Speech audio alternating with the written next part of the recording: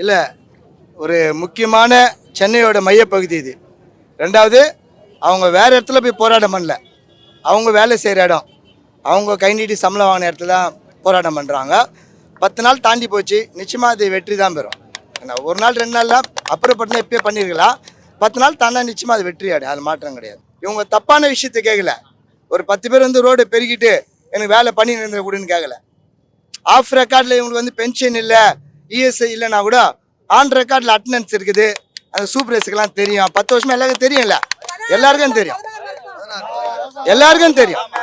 நீ மறைச்சிடலாம், BFO ESI கொடுக்கல இவங்களை பர்மனன்ட் பண்ண மாட்டேன்னு சொல்லிடுறாங்க. இது பார்க்குறீங்க, நிறைய பேர் அவனே தப்பு செய்து அவனே இறந்துடுறான். அவங்களுக்கெல்லாம் அரசாங்கம் வேலை தராங்க. அவனே தப்பு செய்கிறான், அவனே தப்பு செய்து அவன் மரண சாவுக்கு அவன் தான் காரணமாகறான். அவன் வீட்டில் ஒரு ஆளுக்கு அரசாங்கம் வேலை தராங்க. 10 வருஷம் கஷ்டப்பட்டுருக்காங்க. அதுவும் குறிப்பாக பார்க்கணும்னா லேடிஸ், பெண்கள் இந்த வேலை செய்ய எவ்வளோ கஷ்டம்.